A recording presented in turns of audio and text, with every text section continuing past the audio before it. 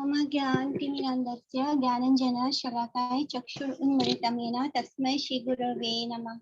वाञ्छाकल्पतरुभ्यश्च कृपासिन्धुभ्येव च पतितानां पावनेभ्यो वैष्णवेभ्यो नमो नमः। जय श्री कृष्ण चैतन्य प्रभु नित्यानंद श्री अद्वैत गदाधर शिवासादि गौर भक्तवृंद। हरे कृष्णा कृष्ण कृष्ण हरे हरे, हरे राम राम राम हरे हरे। तो आज का हमारा टॉपिक है गुरु तत्व। तो गुरु हमें क्यों चाहिए, इसके बारे में पहले हमें समझना होगा कि व्हाई वी नीड गुरु। हमें बहुत मुश्किल से ये ह्यूमन बॉडी मिलता है, और इस ह्यूमन बॉडी को मिलने के बाद जो हमारा सबसे अल्टीमेट गोल जो है, इस ह्यूमन बॉडी को, इस मनुष्य देह को प्राप्त करने के बाद जो हमारा अल्टीमेट गोल होता है, वो होता है कृष्ण का प्रेम प्राप्त करना। तो कृष्ण का प्रेम प्राप्त करना इतना भी आसान नहीं है। बिना गुरु के ये बहुत ही इम्पॉसिबल है। अहंकार विमूढ़ आत्मा कर्ता हम इति मन्यते। बिकॉज हम सबके अंदर इतना अहंकार है। ये भगवत गीता का श्लोक है 3.27 में। तो अहंकार से हम इतने अहंकार में है कि हमको ऐसे लगता है कि संसार में जो कुछ भी हो रहा है, जो मतलब हम जो भी कर रहे हैं उसके लिए हम we are doing it, we are the doer, यानी हम करता है। तो हम सब इस अहंकार में है कि हम जो कुछ भी कर रहे हैं वो हम खुद कर रहे हैं।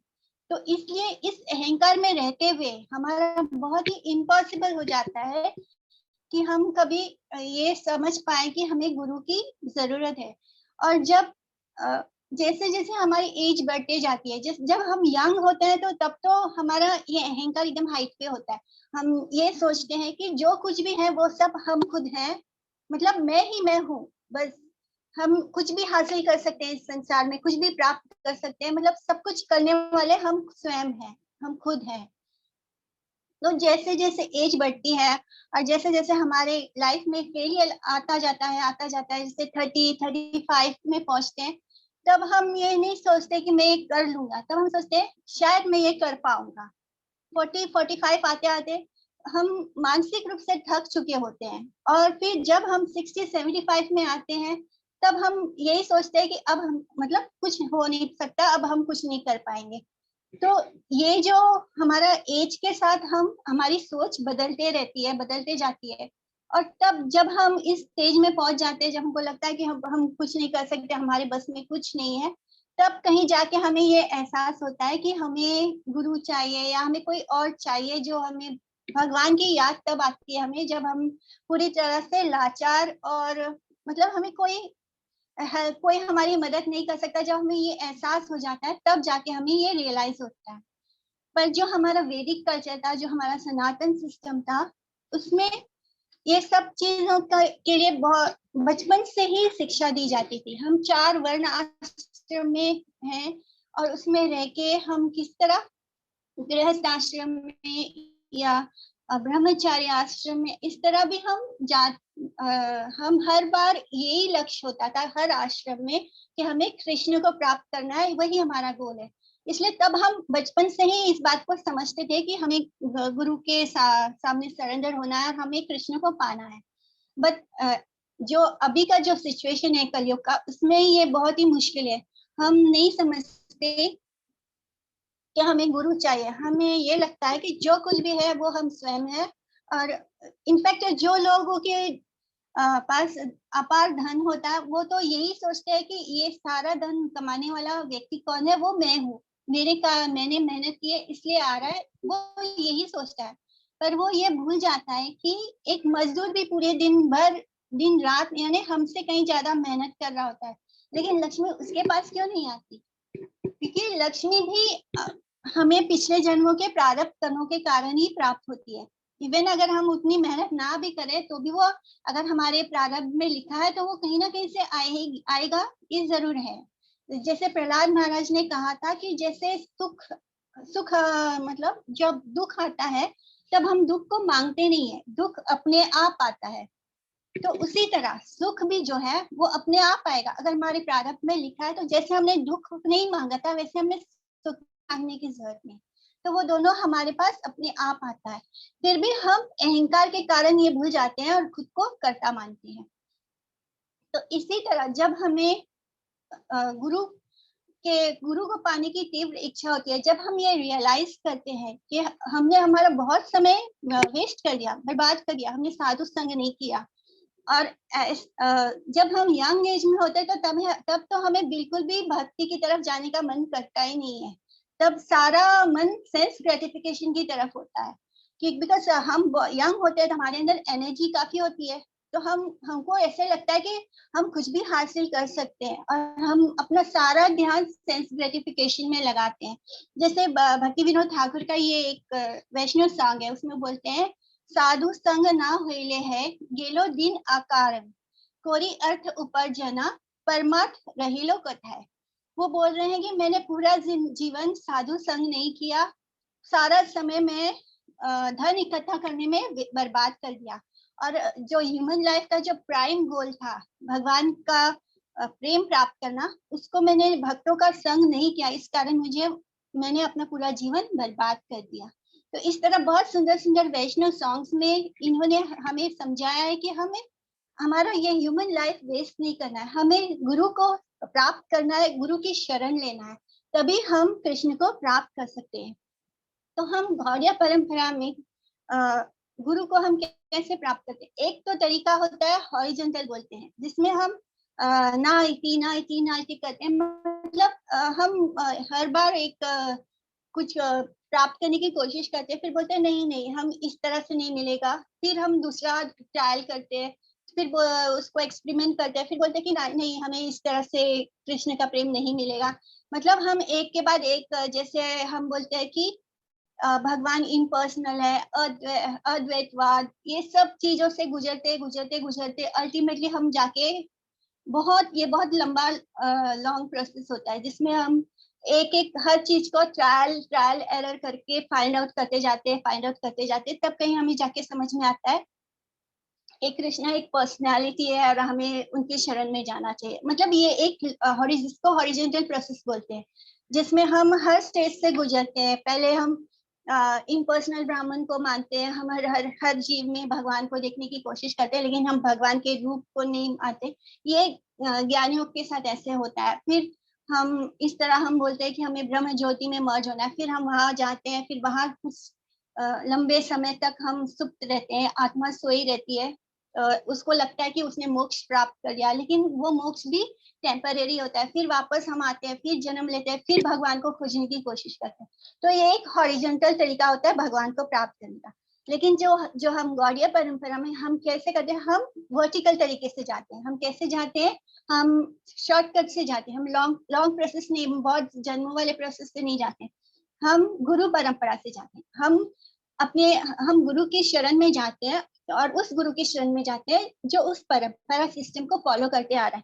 हम फिर पूरा जड़ से खोदने की कोशिश नहीं करते, हमें पता है जो गुरु है वो जानते हैं कि हमें भगवान कैसे मिलेंगे, और उनके ऊपर जो गुरु है वो सब जानते हैं, उनसे वो ज्ञान प्राप्त करते करते आता है, तो उसको बोलते हैं गुरु परंपरा, इसको बोलते हैं वर्टिकल प्रोसेस।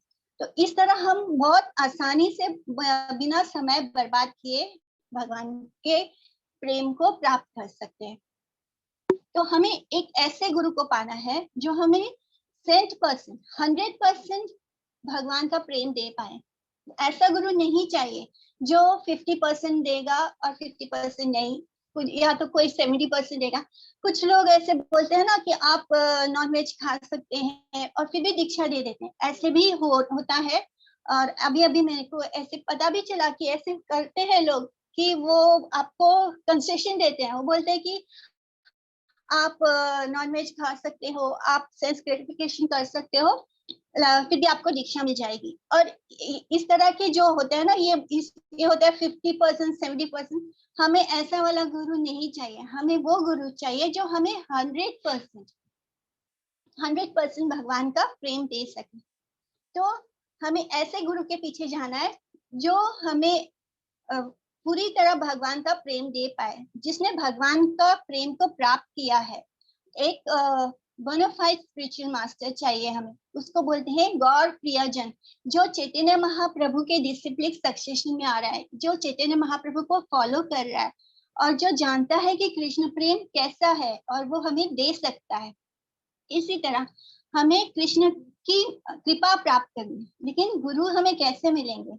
गुरु मिलेंगे हमें कृष्ण की कृपा से।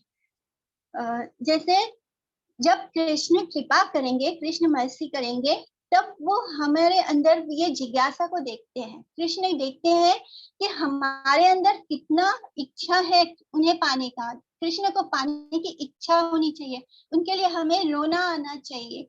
जब हम कृष्ण के लिए रोते हैं, तब कृष्ण को ये लगता है कि इसके मन में सच में मुझे पाने की इच्छा है, और तब वो हमारे लिए एक गुरु को अरेंज करते हैं। हमें गुरु को नहीं ढूंढना है, गुरु भी कृष्ण अरेंज करके देंगे हमें। कुछ लोग फंस जाते हैं कि हमें ढोंगी गुरु मिला है। ये क्यों होता है? जैसी हमारी इच्छा होगी, जैसे हमारे मनोभाव होंगे, उसी तरह गुरु अरेंज होते हैं हमारे लिए। अगर हमारे हृदय में 100% इच्छा है कि हमें कृष्ण को प्राप्त करना है, हमें हमारे मन में क्या इच्छा होनी है कि हमें गुरु नहीं, हमें कृष्ण को प्राप्त करने की इच्छा, तीव्र इच्छा होनी चाहिए। जब कृष्ण को प्राप्त करने की तीव्र इच्छा होती है, तब कृष्ण क्या करते हैं? तब कृष्ण को लगता है कि हाँ, ये सच में मुझे पाना चाहता है, तब कृष्ण हमारे लिए गुरु अरेंज करते हैं। जैसे ध्रुव महाराज की कथा में हुआ था। ध्रुव महाराज कौन थे? छोटे से बालक थे, 5 साल के बालक, और उनकी एक स्टेप मदर थी, और एक मतलब राजा की 2 वाइफ थी। सुरुचि ध्रुव महाराज की माता थी। तो वो दोनों, जो राजा था वो अपनी जो सेकेंड वाइफ थी उसको ज्यादा प्रेम करता था, उसके बेटे को ज्यादा प्रेम करता था। और ध्रुव महाराज जिनके बेटे थे उनकी माता को वो ज्यादा प्रेम नहीं करता था। तो इस कारण क्या हुआ, ध्रुव महाराज एक बार जब राजा के पास जाते हैं तो वो उनकी गोद में बैठने की जिद करते हैं। तो राजा भी स्नेहवश उसे उठाने जाते हैं, तब उनकी जो स्टेप मदर है वो आती है, जो राजा को बहुत प्रिय है। वो उसे खींचकर वहां से हटा देती है, और उसको बोलती है कि अगर तुम्हें इस थ्रोन पे, इस मतलब राजा के पास बैठना है, तो तुम्हें मेरे गर्भ से जन्म लेना चाहिए था। तो ये बात ध्रुव महाराज को इतनी बुरी लगती है, बहुत बुरी लगती है। उन्हें उन्हें उनकी स्टेप मदर ने वहां से खींचकर हटा दिया, उनके अपने पिता के पास से। तो ये वो रोते रोते अपनी माँ के पास जाते हैं और पूछते हैं कि मेरे साथ ऐसे क्यों हुआ? तो उनकी माँ बोलती है कि हाँ, वो सही बोल रही है, तो अगर तुम उनके घर से जन्म लेते तो तुम्हें वहां पे बैठना जरूर मिलता। वो बोलता है कि नहीं, मुझे अपने पिता की गोद में बैठना है, उनके साथ उनके सिंहासन पे बैठना है। तब माँ को कुछ समझ नहीं आता, वो बोलती है कि ये तो भगवान नारायण ही कर सकते हैं। नारायण कैसे कर सकते हैं? वही भगवान है। और वो पूछता है, ध्रुव पूछता है उनसे, 5 साल का बालक है, ध्रुव पूछता है कि मैं नारायण से कैसे मिल सकता हूँ, कैसे मेरी इच्छा पूरी कर सकते हैं? तो वो बोलती है कि सारे जो बड़े बड़े साधु होते हैं, भक्त होते हैं, वो वन में जाकर तपस्या करते हैं, घोर तपस्या करते हैं, तब उन्हें भगवान के दर्शन होते हैं। तो वो तो छोटे से ध्रुव से ये थोड़ी एक्सपेक्ट कर रही थी कि ध्रुव भी वन में जाकर तपस्या करेगा भगवान को प्राप्त करने के लिए। तो ये जो ध्रुव महाराज है वो क्या करते हैं, वो बोलते हैं कि माँ, मुझे भी वन में जाना है, मुझे नारायण से मिलना है। उसके मन में तीव्र इच्छा हो जाती है नारायण से मिलने की। इसी तरह वो बोलते हैं कि नहीं, मुझे नारायण से मिलना है। नारायण परा सर्वे गति, यानी एक छोटे से 5 साल का बालक है और उसके मन में ये एकदम इच्छा हो गई है कि नहीं, मुझे तो नारायण से मिलना है, चाहे मुझे उसके लिए कुछ भी करना पड़े। तो क्या इसे बोलते हैं नारायण परा सर्वे गति। तो क्या होता है, वो चले जाते हैं वन में। तो भगवान देखते हैं कि ये बालक रो रहा है, मुझे मिलने के लिए बहुत बेचैन हो रहा है। तब भगवान क्या करते हैं, भगवान को हम डायरेक्टली तो नहीं देख सकते, इसलिए भगवान डायरेक्टली नहीं आते। वो क्या करते हैं, अपने रिप्रेजेंटेटिव को सेंड करते हैं, और वो कौन है? वो भेजते हैं नारद मुनि को, उस छोटे से बालक ध्रुव के पास। तो ध्रुव के पास जाके नारद मुनि उससे बोलते हैं कि चलो, मैं तुम्हें बोलते हैं कि चलो मैं तुम्हें तुम्हारे पिता के पास सिंहासन में बिठा देता हूँ, तुम्हें यही तो चाहिए, इसलिए तो तुम वन में आए हो ना। तो वो बोलता है ध्रुव कि तुम कौन हो, मैं तुम्हें नहीं जानता, मुझे नारायण से मिलना है। मेरी माँ ने मुझे बताया कि नारायण के 4 हाथ है, उनके एक हाथ में गदा है, शंख है। तुम तो वैसे नहीं दिखते हो, तुम नारायण नहीं हो, तुम यहाँ से चले जाओ, मुझे नहीं जाना तुम्हारे साथ, मुझे नारायण चाहिए, मैं उनके साथ, मुझे जो भी चाहिए वो मैं नारायण से लूंगा, मुझे तुम नहीं चाहिए। मतलब वो इतने डिटरमाइंड है कि उन्हें नारद मुनि ने उन्हें प्रलोभन दिया कि चलो अब तुम्हारी तो इतनी शिक्षा है कि तुम्हें अपने पिता के साथ बैठना है, जब मैं बोलूंगा तो वो तुम्हें आराम से बिठा लेंगे, कोई तुम्हें मना नहीं करेगा। लेकिन फिर भी ध्रुव तैयार नहीं होते, बोलते नहीं, मुझे नारायण चाहिए, मुझे नारायण से मिलना है।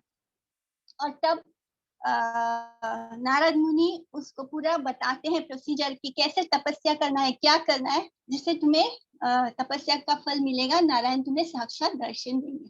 तो इस तरह ध्रुव को 6 महीने की तपस्या में भगवान के दर्शन होते हैं, भगवान उसकी तपस्या से खुश होते हैं। और जब भगवान उसके सामने आते हैं तब उसकी सारी इच्छाएं खत्म हो चुकी होती है, तब उसे कुछ भी नहीं चाहिए होता, अपने आप उसकी इच्छा खत्म हो जाती है। तो गुरु कृष्णा प्रसादे पाए भक्ति लता बीज, ये हम लोग ने पढ़ा था रूप शिक्षा में, कि हमें जब कृष्ण की कृपा होती है तब हमें गुरु मिलते हैं। तो ये हम ध्रुव महाराज के केस में देख लेते हैं कि कैसे भगवान को पाने की तीव्र इच्छा के कारण वो भगवान के लिए रोता है, बहुत रोता है, तब जाके उसको भगवान गुरु भेजते हैं, नारद मुनि जैसा गुरु, बोनाफाइड गुरु। ध्रुव को नहीं ढूंढने जाना पड़ता कि मुझे गुरु चाहिए, मुझे अच्छा गुरु चाहिए, मुझे ऐसा गुरु चाहिए, वैसा गुरु चाहिए। ध्रुव महाराज गुरु नहीं ढूंढने जाते, वो सिर्फ भगवान को पाने की इच्छा करते हैं, वो भगवान को पाने की इच्छा करते हैं, तब भगवान उन्हें एक बोनाफाइड, एक सच्चा स्पिरिचुअल मास्टर सेंड करते हैं। और फिर जब हमें स्पिरिचुअल मास्टर मिलता है तब वो हम उनके कारण हमें कृष्ण के दर्शन होते हैं। कृष्ण हमें कभी डायरेक्टली दर्शन नहीं देंगे, वो जब भी देंगे तो गुरु की कृपा से देंगे। कृष्ण कृपा से गुरु मिलते हैं और गुरु कृपा से कृष्ण मिलते हैं। तो भगवान हमें इस संसार में किस 2 रूप में दर्शन देते हैं। पहला, वो एक आचार्य के रूप में दर्शन देते हैं, और दूसरा भगवान के नाम के रूप में, हरि नाम के रूप में। तो इस तरह हम इस संसार में कृष्ण की तरफ अट्रैक्ट कैसे होते हैं, या तो हम गुरु के थ्रू अट्रैक्ट होते हैं या तो उनके नाम के थ्रू। तो इस तरह 2 रूप में वो हमें दर्शन देते हैं इस संसार में। जब भी कहते हैं कि जब भी हमें गुरु को देखना है तो हमें उन्हें आंखों से नहीं देखना है, हमें उन्हें अपने कानों से सुनना है। We have to see him through our ears, यानी हमें उनकी वाणी को सुनना है, उनकी वाणी को ग्रहण करना है। हम लोग क्या करते हैं, हम देखते हैं जिस गुरु के पास 10,000 डिसाइपल्स हो या बहुत ज्यादा 10-20 हजार, तो हम सोचते हैं सब इनके पीछे जा रहे हैं तो हम भी उनके पीछे निकल जाते हैं। हम खुद ये नहीं देखते कि उनकी वाणी को नहीं सुनते, हम ये नहीं देखते कि वो कितने अच्छे हैं या सच्चे हैं। लोग भीड़ को फॉलो कर लेते हैं, तो ये गलत तरीका होता है। We have to C uh Guru through our years, उनकी वाणी को सुना है। और जब वो वाणी, हम क्यों गुरु की तरफ अट्रैक्ट होते हैं, गुरु और कृष्ण में कोई अंतर नहीं। जैसे हम बलराम तत्व को गुरु कहते हैं, क्यों कहते हैं, क्योंकि पहले तो फर्स्ट लक्षण क्या है, गुरु और कृष्ण में कोई अंतर नहीं। बलराम जी जो है वो कृष्णा के एक्सपेंशन है, तो वो भी सुप्रीम ट्रूथ है और कृष्णा भी सुप्रीम ट्रूथ है। लेकिन कृष्ण जो है वो सेव्य है, यानी वो सेवा लेते हैं, और बलराम जी जो है वो सेवा देते हैं। तो वो कृष्ण भी है, बलराम जी कृष्ण भी है, और वो सेवा करते भी हैं। तो गुरु क्या है, गुरु कभी अपने आप को कृष्ण नहीं बोलते, वो बोलते हैं कि मैं कृष्ण का दास हूँ, दासानुदास हूँ। तो इसी तरह इसलिए हम बलराम जी को गुरु तत्व बोलते हैं, क्योंकि वो कृष्ण का अंश, कृष्ण का एक्सपेंशन है और कृष्ण की सेवा भी करते हैं। तो गुरु भी कृष्ण का रूप है और कृष्ण की सेवा करते हैं। एक डिसाइपल के लिए, एक शिष्य के लिए गुरु क्या होता है, वो एक जो डिसाइपल होता है, जो शिष्य होता है, उसके लिए गुरु और कृष्ण में कोई अंतर नहीं है। उसके लिए उसे गुरु में ही कृष्ण के दर्शन करने हैं, उसे वैसा ही सम्मान देना है जैसे हम भगवान को देते हैं। तो इसलिए हम प्रभुपाद को भी प्रभुपाद बोलते हैं, क्योंकि हमने उनको प्रभु की जगह दी है, प्रभु के पद पे रखा है। तो इसी तरह हमें भगवान के लिए रोना है, उन पे कंप्लीटली डिपेंडेंट होना है। क्रंदानी अहम, इस बात को बहुत इम्पोर्टेंस दिया गया है कि जो रोता है वही कृष्ण को पाता है। अगर हम लोग क्या करते हैं, हमारे घर में मतलब घर परिवार, पैसा, wife, girlfriend, boyfriend, depression, anxiety, ये सब क्यों होता है? क्योंकि हम लोग संसार की चीजों के लिए रो रहे हैं। हमारा बॉयफ्रेंड छोड़ के चला गया, या फिर इस डर में रो रहे होते हैं कि कभी भी ये हमें छोड़ सकता है, कभी भी ये लड़की हमें छोड़ सकती है, या ये हमारी रिक्वेस्ट को एक्सेप्ट नहीं कर रही है, या फिर हमारी बॉस हमें जॉब से कभी भी निकाल सकता है। तो हम जब भी रोते हैं, जब भी हम भले ही मंदिर में जाकर भी रो के दो आंसू बहा लेते हैं, किंतु आप हमेशा ध्यान रखना, हम शायद ही भगवान के लिए रोते हैं। हम दुख में रो रहे होते हैं, लेकिन वो दुख कौन सा होता है? हमारे मटेरियल लाइफ से रिलेटेड दुख होता है। भले हम भगवान, देखने वाले को ऐसा लग सकता है कि हम बहुत भक्ति में रो रहे हैं, किंतु हमारा दिल, हमारा हृदय जानता है कि हम अपने परेशानियों से दुखी है। इसलिए जब हम भगवान को देखते हैं, तो कहीं ना कहीं हमारे अंतर्मन में ये प्रार्थना होती है कि भगवान हमारी परेशानी को दूर कर दे, और इसलिए हमारी आंखों से आंसू निकल रहे होते हैं। सो जब हम माया के लिए रोते हैं, तो हमें माया मिलती है। यानी बहुत लोगों को ढोंगी गुरु मिलते हैं, इसलिए मिलते हैं क्योंकि वो माया में होते हैं और वो माया को प्राप्त करते हैं, और अल्टीमेटली दोनों नरक ही जाते हैं, ढोंगी गुरु भी और माया और शिष्य भी। इसलिए हमें ऐसा गलत गुरु को, अगर हमने गलती से गलत गुरु की शरण ले ली है, तो उसे छोड़ने में कोई अपराध नहीं है, उसे तुरंत छोड़ देना चाहिए। जो इंसान हमें बोले कि आप अपना सेंस ग्रेटिफिकेशन फॉलो कर सकते हो, या आप नॉन वेज खा सकते हो, आप गलत सारे काम कर सकते हो, लेकिन फिर भी आप भक्ति कर सकते हो, जिससे हमारे 4 प्रिंसिपल रूल है कि नो नॉन वेज नहीं खाना है, गैम्बलिंग नहीं करना है, नो इलिसिट सेक्स, और कोई गलत चीज नहीं खानी है, नो मांस भक्षण नहीं करना है।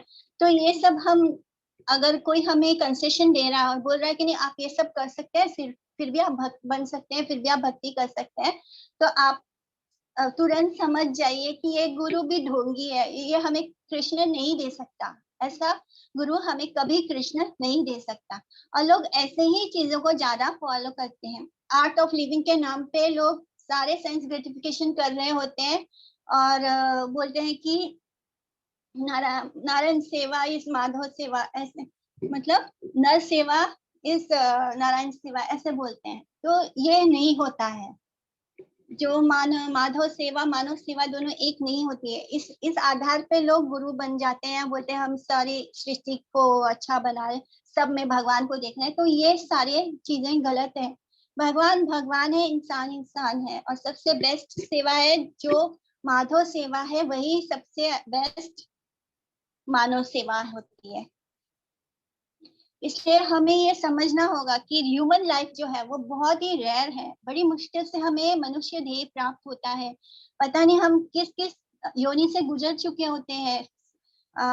इतने गंदे गंदे बर्थ मिले होंगे हमें, कितना वर्म्स बने होंगे, कहाँ कहाँ गंदगी में हमें बॉडी मिला होगा, किस किस चीज से 84 लाख योनि से हम गुजरते गुजरते बाय चांस ये हमारा गुड लक है कि हमें एक ह्यूमन अच्छा बॉडी मिला है। हमें कभी कभी ये भी सोचना चाहिए कि हम चैंटिंग करके भगवान को पा सकते हैं, भगवान के पास जाने का रास्ता बना सकते हैं, किंतु हम अगर इस ह्यूमन बॉडी में ना होते, तो हम किसी भी योनि में होते, तो हम सिर्फ अपने सेंसेस को ग्रेटिफाई कर रहे होते, हम सेंसेस के लिए जी रहे होते, हम बोल नहीं सकते, हम चैंटिंग नहीं कर सकते। ये जो हम बोलने की क्षमता है वो बस मनुष्यों में है। हम कितने लकी है कि हम भगवान का नाम जप कर सकते हैं और भगवान के पास उनके धाम वापस जा सकते हैं।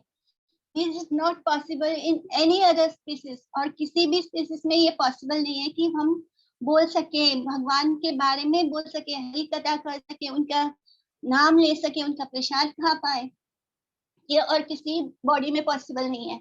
सो वी शुड अंडरस्टैंड कि हमें ये शरीर मिला है, स्त्री हो पुरुष हो, अगर हम ह्यूमन बॉडी में है तो हम बेस्ट बॉडी में है। We are in the best of the all bodies जिसमें हम गुजर चुके हैं पिछली बार, उन सब से ये बेस्ट बॉडी है। इसका हमें बेस्ट यूज करना है, हमें गुरु के शरण लेनी है और हमें कृष्ण को प्राप्त करना है। ये हमारा ह्यूमन लाइफ का प्राइम गोल है।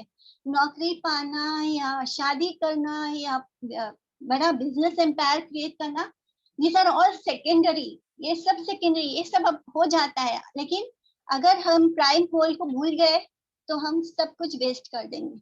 हम क्या कर रहे हैं, हम इस जेल में अच्छे से रहने का इंतजाम कर रहे हैं। जैसे ट्रेन में हम ट्रेवल करते हैं, हमें कितना 24 घंटा ट्रेन में ट्रेवल करना है, लेकिन उस 24 घंटे के लिए हम कितने सारे इंतजाम करते हैं। अपने एक चेयर, एक सीट पर बैठने के लिए हम कितना सारा अरेंजमेंट करते हैं। इसी तरह हम इस संसार में भी टेम्पररी हैं। हम लोग भूल जाते हैं कि हम टेम्पररी स्टे पे हैं इस संसार में, लेकिन हम इतने ढेर सारे अरेंजमेंट्स कर लेते हैं जैसे कि हम परमानेंटली यही रहने वाले हैं, जबकि इस शरीर में भी हम परमानेंट नहीं है। हम या इसको कब त्याग, कब हमारे से ये शरीर छूट जाएगा कुछ पता नहीं। कौन सा मोमेंट हमारे लिए लास्ट मोमेंट होगा हमें नहीं पता। So we should be prepared कि हमें पता होना चाहिए हमारा गोल क्या है। हमारा गोल है कृष्ण का प्रेम प्राप्त करना, और वो हमें डायरेक्टली नहीं मिलेगा जब तक हमारे अंदर एक क्रंदन नहीं होगा, जब तक हम बहुत इच्छा से भगवान के लिए रोएंगे नहीं, तब तक कृष्ण हमें एक अच्छा गुरु नहीं देंगे। इसलिए we have to know that we have to love Krishna, और उनके लिए हमें रोना है, हमें उनसे बोलना है कि हमें आप चाहिए कृष्ण, हमें आपके पास आना है, हमें हमारे घर वापस लौटना है, गोलोक वापस जाना है। एंड जब भगवान ये चीज देखते हैं, मतलब हमें लिप, हम क्या करते हैं, हम गुरुजनों के पास जाते हैं कि दंडवत प्रणाम, हमें अपनी शरण में लीजिए। तो ये जो सेवा है ना, ये लिप सेवा है, ये सिर्फ हम बोल रहे हैं, हम हमारे हृदय में नहीं है ये चीज। जब तक हम इंटरनली, क्योंकि भगवान जी जो है वो तो परमात्मा के रूप में हमारे अंदर है, तो वो जानते हैं कि हम जो बोल रहे हैं वो सच में है या नहीं। तो हम लोग रोते नहीं है, हम लोग भगवान को पाने की तीव्र इच्छा करते ही नहीं है। क्या होता है, जैसे हमारी कोई इच्छा पूरी हो जाती है मटेरियल लाइफ में, जैसे हमको लगता है ना अब हम मटेरियल लाइफ में सेटल हो गए, तब हम भगवान को भूल जाते हैं। फिर माया हमें क्या करती है, वो डंडे मारती है, बहुत डंडे मारती है माया। जैसे ही थोड़ी खुशी आने वाली होती है, जैसे हमें लगता है अब हम रिलैक्स हो गए, अब सब कुछ अच्छा चल रहा है, वहीं से माया के डंडे पड़ जाते हैं। उसको लगता है कि आप भूल गए कृष्ण को। आप जैसे हम कृष्ण को भूलने लगते हैं, माया देवी का डंडा पड़ जाता है, और वो तब तक मारते रहती है, तब तक मारते रहती है, जब तक हमारे अंदर की इच्छा, हमारा डिजायर खत्म नहीं होता। कभी हमारी वाइफ छोड़ के चली जाती है, कभी हमारा फ्रेंड चला जाता है, कभी हमारे सारे रिश्तेदार हमें छोड़ देते हैं, हमारा जो धन संपत्ति होता है वो चला जाता है। सब कुछ एक के बाद एक के बाद एक क्या होता है, ये माया देवी के डंडे होते हैं, और वो डंडे मारते रहती है, मारते रहती है। और जब तक हम ये डंडे खा खा के, जब अंतिम हम सोचते हैं ना कि अब तो हमारे पास कुछ नहीं है, हम सच में रोने लगते हैं और भगवान को ढूंढने लगते हैं, तब जाके वो हमें छोड़ती है। तो इसलिए हमें हर खुशी के साथ हमें दुख आता ही आता है। क्यों आता है? क्योंकि हम खुशी को कहाँ तलाश कर रहे हैं, इस संसार में तलाश कर रहे हैं। गुरु साधु गुरु कृपा बिना नाही निष्ठा। जब तक कोई साधु गुरु, साधु यानी शुद्ध वैष्णव, जब तक कोई शुद्ध वैष्णव गुरु की कृपा नहीं होती है, तब तक इस संसार से हमारा कोई निष्ठा नहीं है, तब तक हम इस संसार से कभी निकल ही नहीं सकते हैं। इसलिए हमें गुरु की सेवा करनी है। करुणा ना हिले, यानी जब तक गुरु की कृपा ना होगी तो हम, मतलब इतना तीव्र इच्छा से हमें गुरु की सेवा भी करनी होती है। जब भगवान हमें गुरु दे तो हमें गुरु की पूरे 100% सरेंडर करना होगा। ऐसे नहीं कि 50-60% हमने सरेंडर कर लिया, ऐसे नहीं चलेगा। हमें गुरु को अपना 100% देना है। We have to accept whatever he says, वो जो बोल रहे हैं उसको उसी तरह करना है। अपनी इच्छा उन पर नहीं थोपनी है, अपना इच्छा नहीं करना है। अगर गुरु कुछ बोलते हैं आपको, हम क्योंकि हम मटेरियल लाइफ से आए, हम मटेरियल जजमेंट करते हैं चीजों का। हम ये नहीं देखते कि गुरु ने साक्षात सत्य को देखा है, वो सच को देखे हुए हैं, इसलिए वो ऐसा बोल रहे हैं कुछ। हम उनके लेवल पे नहीं है। हम उनकी बात को बहुत बार हम उनकी बात को काट देते हैं। ये इससे गुरु अपराध लगता है, और अपराध मतलब हमारा भक्ति लता बीज पूरी तरह खत्म हो जाएगा। यानी वो शुरू भी नहीं होगा, पनपेगा भी नहीं, उसके पहले ही भक्ति लगा बीज खत्म हो जाता है। इसलिए गुरु अपराध से बहुत बचना चाहिए। अगर गुरु कुछ बोल रहे हैं तो वो बिल्कुल सही बोल रहे हैं, और हमें उसको फॉलो करना है। इसी तरह हमें गुरु की शरण लेनी है। जो फूल होते हैं, जो बेवकूफ होते हैं, वो कभी कृष्ण के लिए रोते नहीं। उनका हृदय बहुत हार्ड होता है, मतलब इतने आसानी से वो कृष्ण को शरण में जाते भी नहीं है। तो ऐसे लोगों को अच्छे या सच्चे गुरु नहीं मिलते हैं। हमारे जीवन का एक ही लक्ष्य होना चाहिए, कृष्ण का प्रेम प्राप्त करना। और जब हमें कृष्ण की इच्छा होगी तभी हमें अच्छे और सच्चे गुरु मिलेंगे। हम इसका एग्जाम्पल देखते हैं, राधा रानी। राधा रानी जब कृष्ण के पास होती है तब भी उन्हें कृष्ण का विरह होने लगता है और वो रोने लगती है। तो राधा रानी हमेशा रो रही होती है कृष्ण के लिए। महाप्रभु जब आए तब उन्होंने भी, जैसे वो हरि हरि नाम हरे कृष्णा बोलना शुरू करते थे, वैसे ही उनके आंखों से झरझर आंसू बहने लगते थे। कभी कभी तो फवारे जैसे आंसू निकलते थे। हमने पिछले हफ्ते भी सुना था, जगन्नाथ जी के रथ यात्रा के समय प्रभु जी बोल रहे थे कि इतने तेज आंसू उनकी आंखों से निकलते थे जैसे कि कोई फवारा हो। तो महाप्रभु भी हमें सिखा कर गए हैं अपने एग्जाम्पल से कि हमें भगवान के प्रेम में किस तरह रोना है, वो प्रैक्टिकली हमें सिखा के गए हैं। इवन राधा रानी जो उनकी सबसे परम भक्त है, राधा रानी जो कृष्ण की एक्सटेंशन है, और जो जो इनके जैसे प्रेम कोई और कर ही नहीं सकता कृष्ण को। वो भी हर समय उनकी आंखों में अश्रु होते हैं, प्रेम के अश्रु होते हैं। यहाँ तक कि कभी कभी तो वो कृष्ण उनके पास बैठे होते हैं, और अगर कोई कुछ बोल दे कि कृष्ण नहीं है, या किसी और संकेत में बोल दे, या जैसे बम्बल बी को भी बोलते हैं श्याम बोलते हैं, तो वो श्याम चला गया ऐसे सुनती थी कि वो वहां पे ही रोने लगती थी। उनको ये भी नहीं पता चलता कि कृष्ण उनके पास बैठे हैं। उनको इतना विरह हो जाता था कृष्ण नाम से। मतलब किस लेवल का उनका प्रेम होगा कि कृष्ण का, अगर कोई बम्बल बी को भी श्याम बोल रहा है तो वो श्याम समझ लेती थी, अपने कान्हा को समझ के वो रोने लग जाती थी। तो इतना हाइट पे है उनका प्रेम। तो इस तरह हमें महाप्रभु ने, राधा रानी ने प्रेम में रोना सिखाया है, अपने प्रैक्टिकल एग्जाम्पल से बता के गए हैं महाप्रभु कि हमें कैसे कृष्ण को अट्रैक्ट करना है। हमारे हम लोग जो है, हमारे मन में अभी कृष्ण के प्रति कोई आकर्षण है ही नहीं। हम लोग कृष्ण के लिए रोते कहाँ हैं? अभी तो रोना आया भी नहीं है, हमें प्रेम महसूस नहीं होता। हाँ, हम बार बार ऐसे बोलते हैं, शायद किसी पल ऐसे बोलते बोलते हमारे अंदर सच में कृष्ण के लिए प्रेम आ जाए। भगवान ने जिगाई मदाई पर कैसे कृपा की थी। नित्यानंद प्रभु ने कितनी कृपा की कि जगाई मदाई को भी भगवान का प्रेम दे दिया।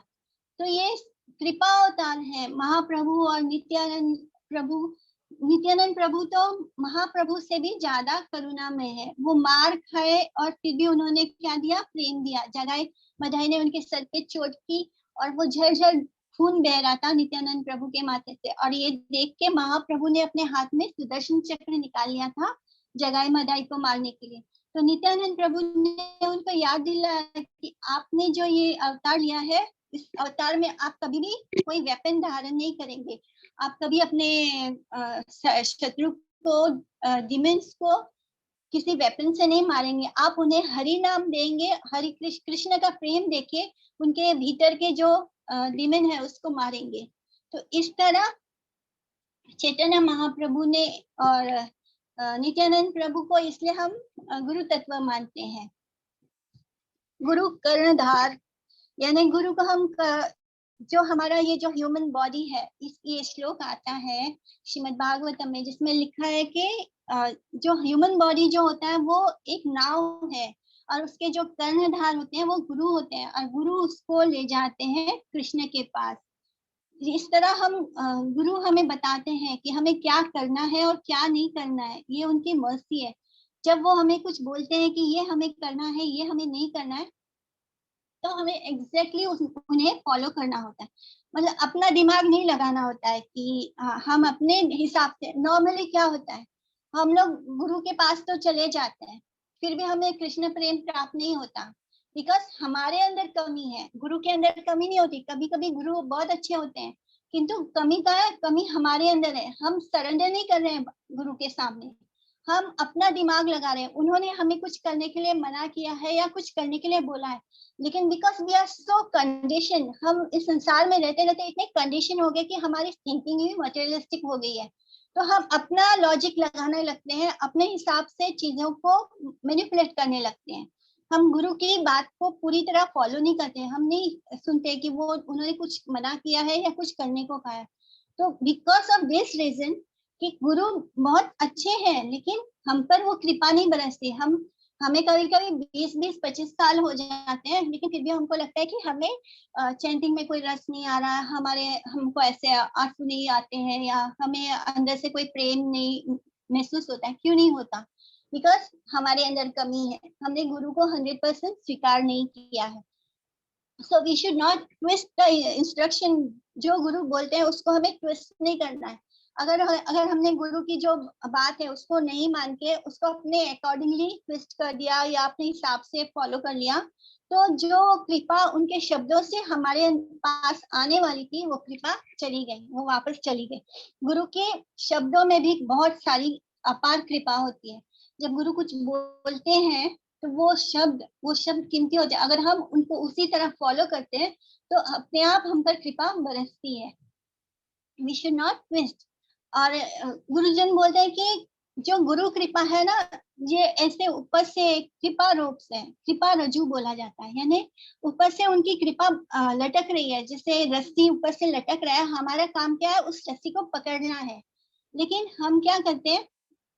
हमने खुद को आ, आ, आ, अपना मतलब हम भगवान को ठीक से हम हर चीज को ऊपर से हम दिखाते हैं कि हम बहुत भक्त हैं या हमें कृपा चाहिए, कृपा चाहिए, लेकिन इंटरनली हमें नहीं चाहिए। तो ये डुप्लिसिटी हो गया।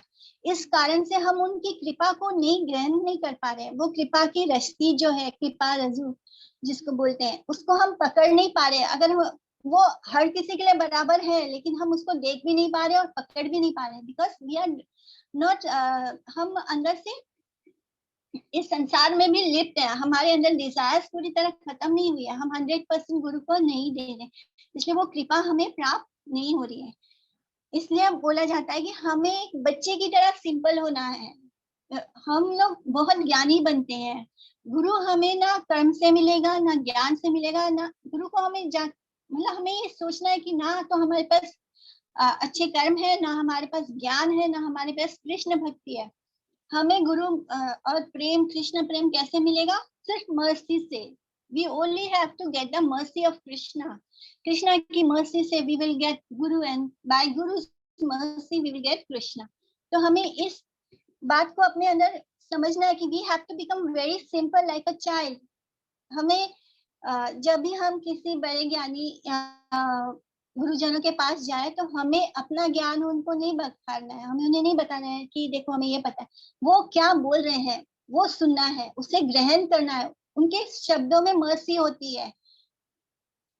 तो हम लोग को अपना दिमाग दिखाने का बड़ा ये होता है कि हमें बहुत ज्यादा ज्ञान है, हमें सारा कुछ पता है। और इंस्टेड हम क्या करते हैं? हम अपना समय वेस्ट करते हैं। हम अपना बताने में वो जो मर्सी हमें मिलने वाली होती है गुरु से, उनके इंस्ट्रक्शन से, वो हम लूज कर जाते हैं। So we should think ourselves like a child। एक बहुत ही सिंपल इंसान ही गुरु के हर वाणी को ग्रहण करता है और उनकी शरण को प्राप्त करता है, और उनसे 100% उसको मर्सी मिलती है। इसलिए अगर हम अपना ये रखेंगे और एक बच्चे की तरह सिंपल होकर गुरु के पास नहीं जाएंगे, तो हम खुद को भी चीट करेंगे और अपने गुरु को भी चीट करेंगे। गुरु के दो फेस हैं, ऐसे बोलते हैं। एक तो वो नित्यानंद राम है, और गुरु कहाँ से आते हैं? गुरु जैसे नित्य लीला में सखी है, अष्ट सखी हैं। उन अष्ट सखी के अंदर में बहुत सारी मंजरियां हैं। तो गुरु कौन होते हैं? गुरु इन मंजरियों में से एक कोई मंजरी होते हैं जो हम पर कृपा करने के लिए इस धरती पर अवतरित होते हैं। वो वहां नित्य लीला से कृष्ण के गोलोक से आते हैं। वो मंजरी होते हैं, गुरु मंजरी होते हैं। और वो यहाँ आते हैं, वो परम हंस लेवल पे होते हैं। परमहंस यानी जिनको इस संसार के किसी चीज से मोह माया नहीं है, उनका काम बस कृष्ण का प्रेम है। उन्हें कुछ करने की भी मतलब वो कुछ करते भी नहीं है। लेकिन जो हमारे गुरु हैं, जो ये मंजरी है, परमहंस लेवल पे होने के बावजूद वो एक स्टेप नीचे उतर जाते हैं उस परमहंस लेवल पे, और वो प्रीचिंग करते हैं। वो हर किसी के पास जाकर बताते हैं उनको कि उन्हें कृष्ण को प्राप्त करना है, कृष्ण का प्रेम ही हमारा जीवन का गोल है। तो इस तरह वो परमहंस होते हुए भी उस लेवल से नीचे उतरते हैं हमारे लिए, हम पर कृपा करने के लिए। जैसे श्रील प्रभुपाद विदेशों में गए, वहां वो किसी को जानते नहीं थे, कुछ भी नहीं जानते थे, लेकिन उन्होंने सबको कृष्ण प्रेम दिया। पूरे संसार को हम बोल सकते हैं, पूरा अर्थ प्लैनेट को उन्होंने कृष्ण भक्ति दी है। हर जगह वो गए हैं और सबको उन्होंने कृष्ण भक्ति दी। तो इस तरह गुरु जो होते हैं वो भगवान के नित्य लीला में मंजरी होते हैं, राधा रानी के प्रिय सखी होते हैं। और वहां से वो हम पर कृपा करने के लिए उनकी कोई एक मंजरी आती है और हम बता हमें कृष्ण प्रेम प्राप्त होता है। उन ऐसे ही गुरु को हम बोनाफाइड गुरु बोलते हैं, जिनके पास जिनको पता है कि कृष्ण कौन है, राधा रानी कौन है, और राधा रानी और कृष्ण की लीला में उन दोनों को मेल कराना ही उनका मंजिलों का और सखियों का एक ही काम होता है उस गोलोक में। और हम गुरु को दूसरे फेस में जानते हैं कि वो नित्यानंद राम है, यानी वो बलराम जी हैं, और नित्यानंद प्रभु कौन है, वो भी बलराम जी हैं। तो हम बलराम जी के तरह उनको इस संसार में फॉलो करते हैं, और जब ये प्रेम प्रगाढ़ होता है तब हम गुरु को राधा रानी के प्रिय सखी के रूप में देख पाते हैं। तो गुरु एक ही है पर उनका दो फेस है।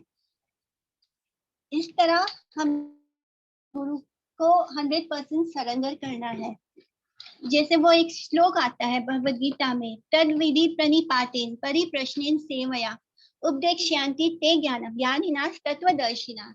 यानी हमें गुरु की शरण में जाना है, उनको प्रश्न करना है, उनसे उनकी खूब अच्छे से सेवा करनी है, और तब वो हमें ये बताएंगे जो उन्होंने देखा है। यानी उन्होंने भगवान को देखा है, तब वो हमें अपना वो नॉलेज इम्पार्ट करेंगे।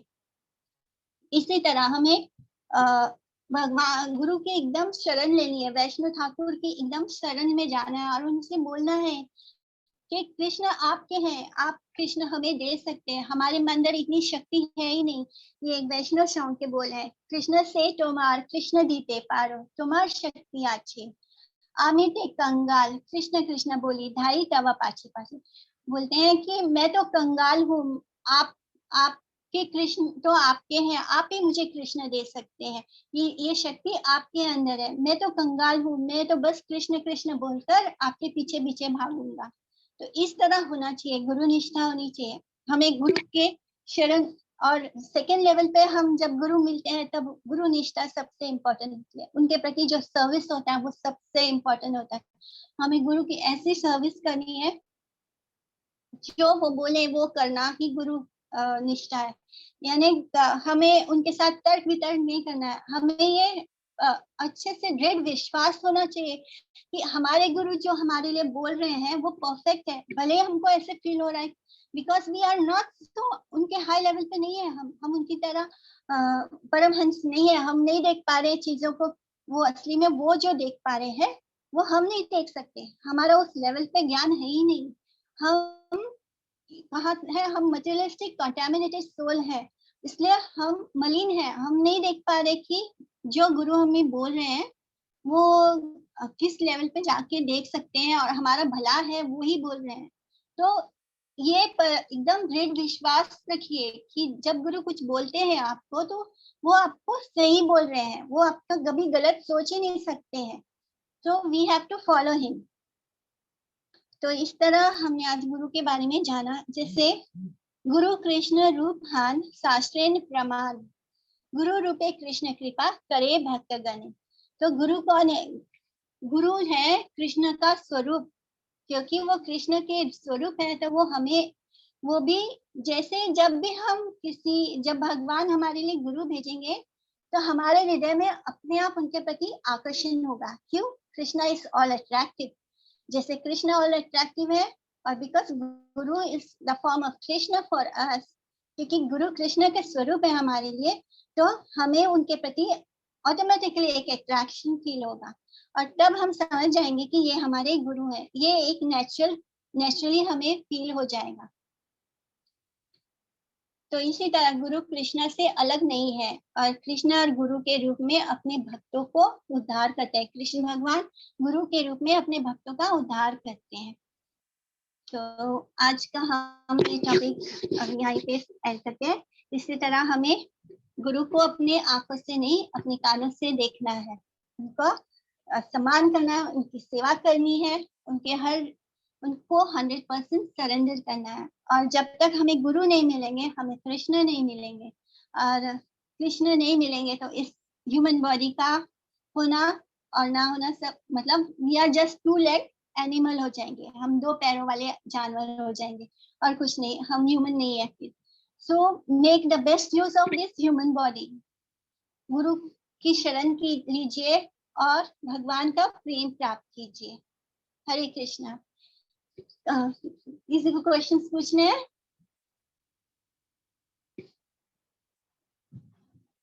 हरे कृष्णा। आप अनम्यूट करके पूछ सकते हो अगर किसी को क्वेश्चंस है। सुदेश माता जी, आपका क्वेश्चन था एक, आपने पूछा कि शिव जी पार्वती जी को अपना, मतलब पार्वती जी शिव जी को अपना गुरु मानती है, तो ऐसा रियल लाइफ में हो सकता है? तो जी हाँ, ऐसा हो सकता है। अगर हस्बैंड वाइफ गृहस्थ आश्रम में है, गृह मेदी की बात नहीं कर रहे हैं, जो सिंसियर एक परम वैष्णव भक्त है, अगर आपके पति वैष्णव भक्त हैं तो वाइफ को अलग से दीक्षा लेने की जरूरत नहीं होती है, उनके हस्बैंड ही उनके गुरु होते हैं, स्पिरिचुअल मास्टर होते हैं। और हस्बैंड का ये कर्तव्य होता है कि वो अपनी वाइफ को कृष्ण प्रेम दे, वो उसे एक भक्त की तरह बनाए, और दोनों एक दूसरे को एक वैष्णव की तरह देखें। वो एक दूसरे को हस्बैंड एंड वाइफ नहीं समझना चाहिए, उन दोनों को एक दूसरे को भक्त की तरह ट्रीट करें। तो इस तरह दोनों एक दूसरे को बहुत ही आदर और सम्मान से रहेंगे, और इस तरह गृहस्थ आश्रम का परफेक्शन होगा। नॉर्मली घर में हस्बैंड वाइफ के बीच में बहुत लड़ाई झगड़े होते हैं, लेकिन अगर वो दोनों भक्त हो तो हम वैष्णव अपराध नहीं करेंगे, हम एक दूसरे का आदर सम्मान करेंगे। और इस तरह अगर आपके पति अच्छे भक्त हैं तो वही आपके गुरु हैं। तो इस तरह सम्मान का लेवल भी बढ़ेगा, और घर में वैकुंठ जैसा वातावरण होगा। सुदेश माता जी, आप हो? हरे कृष्णा।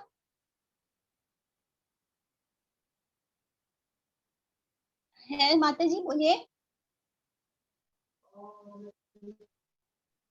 हाँ, आपका आंसर दे दिया मैंने, और किसी को कुछ पूछना है तो पूछ सकते हैं। हरे कृष्णा। ओके, ठीक है, फिर हम आज की क्लास पे एंड करते हैं। वांछा कतरुभ्यश्च कृपा सिंधुभ्येव च पतितानां पावनेभ्यो वैष्णवेभ्यो नमो नमः। प्रणाम सभी को। हरे कृष्णा। हरे कृष्णा। हाँ जी, पूछ रहे हैं कोई? हरे कृष्णा।